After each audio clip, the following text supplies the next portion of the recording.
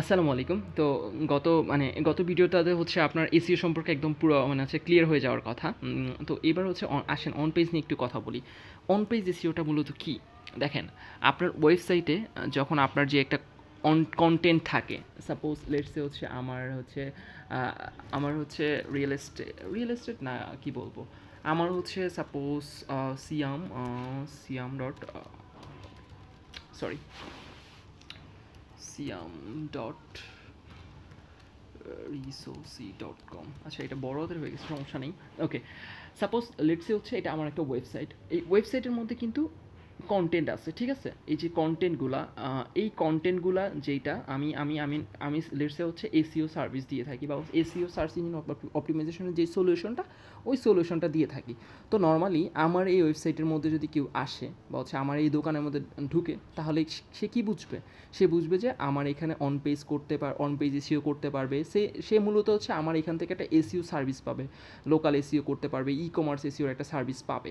তো আপনি যখন একটা দোকানের মধ্যে ঢুকবেন, তো আপনার লেটসে হচ্ছে আপনার যে ফিজিক্যাল শপটা, আপনার ওই যে 30% ডিসকাউন্ট দেখে, মানে হচ্ছে লোকটা, আমি হচ্ছে দোকানটার মধ্যে ভিজিট করলাম লাল শার্ট কেনার জন্য। তো আপনি আপনার ওয়েবসাইটের যে লাল শার্টের একটা সেগমেন্ট লাল শার্ট, এখানে লাল শার্টের মানে সমাহার, বা হচ্ছে এখানে ইয়েলো শার্টের সমাহার, এখানে বাচ্চাদের শার্ট পাওয়া যায়, এখানে হচ্ছে 30 থেকে 40 বছর বয়সীদের শার্ট পাওয়া যায়, বা এখানে হচ্ছে ঈদের অফারে হচ্ছে 50% ডিসকাউন্টে শার্ট পাওয়া যায়। এরকম করে আপনি যখন আপনার মানে লোকাল যে দোকানটাকে পার্টিকুলার কয়েকটা সেগমেন্টে যখন অনেক সুন্দর করে সাজাই তুলবেন ইউজারদের ইন্টেন্ডের কিওয়ার্ড অনুসারে, তখন ওই জিনিসটা যেমন আপনার অনেক সুন্দর হয়ে যাবে। ইউজাররা পড়ে ইউজাররা দোকানে ঢুকে আরাম পাবে, বা হচ্ছে দোকানে ঢুকে হচ্ছে তাদের যে চাহিদা, ওই চাহিদা মতো প্রোডাক্টগুলো কিনতে পারবে। তেমনইভাবে আপনি যদি আপনার ওয়েবসাইটটাকে এরকম ইউজারদের ইন্টেন্ট বুঝে, বা ইউজারদের যে চাহিদা, ওই চাহিদা মাফিক যদি আপনি আপনার ওয়েবসাইটের প্রত্যেকটা পেজকে সুন্দর মতো ডিজাইন করতে পারেন, প্লাস ডিজাইন তো ডেভেলপাররা করবে, সুন্দর মতো করে কন্টেন্টগুলোকে সাজাইতে পারেন যে এইটার জন্য 30%, এটার জন্য 50%, ওই যে কাজগুলো হচ্ছে অন পেজের আন্ডারে পড়ে। ওকে, আই হোপ দ্যাট আপনার অন পেজের ব্যাপারটা ক্লিয়ার হয়ে গেছেন। এখন আছেন টেকনিক্যাল এসইও। টেকনিক্যাল এসইও বলতে কী বোঝানো হয়?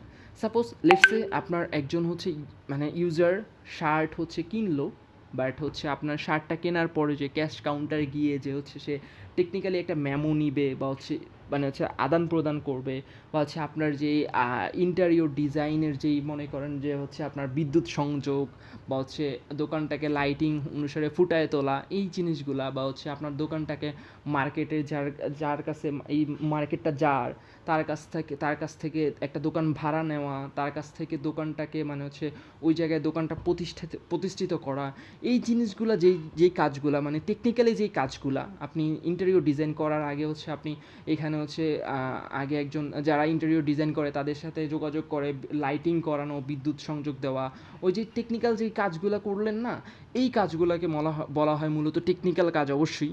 তো তেমনইভাবে আপনার ওয়েবসাইটে যে আপনি যে হচ্ছে গুগলকে বা সার্চ ইঞ্জিনকে আপনার ওয়েবসাইটটাকে পরিচয় করাই দিবেন, বা হচ্ছে আপনি আপনার ওয়েবসাইটটাকে হচ্ছে সার্চ ইঞ্জিনের মধ্যে ইমপ্লিমেন্ট করবেন, বা গুগলের মধ্যে নিয়ে বসায় দিবেন, একদম খাঁটি বাংলায় বলি বসায় দিবেন। প্লাস হচ্ছে আপনার ওই দোকানের যেই আপনার ওয়েবসাইটে যে প্রবলেমগুলো ওই গুগলের সাথে সামঞ্জস্য হয় কি না, বা হচ্ছে গুগল বট বা গুগলের যেই রুলস গাইডলাইন, ওই অনুসারে আপনার দোকানটা কীভাবে গুগলের কোন পজিশনে কীভাবে যাবে, বা হচ্ছে গুগল কী বলে আপনার ওয়েবসাইটটাকে কীভাবে হচ্ছে গুগল র্যাঙ্ক করবে আপনি এই কাজগুলো করলে। তো টেকনিক্যালি যত কাজ আছে ওয়েবসাইটটাকে আপনি ওই গুগলের মধ্যে ইমপ্লিমেন্ট করার জন্য, ইন্ডেক্সিং বলেন, বা হচ্ছে আপনার ক্রোলিং বলেন, বা হচ্ছে আপনার সাইট ম্যাপ সাবমিট বলেন, ইচ অ্যান্ড এভরিথিং, robot.txt বলেন, এই যে যত রকম টেকনিক্যাল কাজগুলো আছে, ওই টেকনিক্যাল কাজগুলোর প্রবলেমটা সমাধান করা হচ্ছে টেকনিক্যাল এসইওর আন্ডারে পড়ে, বা টেকনিক্যাল সার্চ ইঞ্জিন অপটিমাইজেশন আর কি। তো আরেকটা হচ্ছে of page SEO. Of page SEO বলতে কী বোঝানো হয়, যে হচ্ছে আপনি আপনার দোকানটা হচ্ছে সাপোজ নিউ মার্কেটে আপনার দোকানটা আছে, কিন্তু আপনি একটা কাজ করলেন কি, গুলিস্তানের হচ্ছে ওইখানে গিয়ে আপনি একটা পোস্টার লাগাই দিলেন যে নিউ মার্কেটের হচ্ছে অমুক দোকানে হচ্ছে 30% ডিসকাউন্টে ইয়েলো শার্ট বিক্রি করা হয়।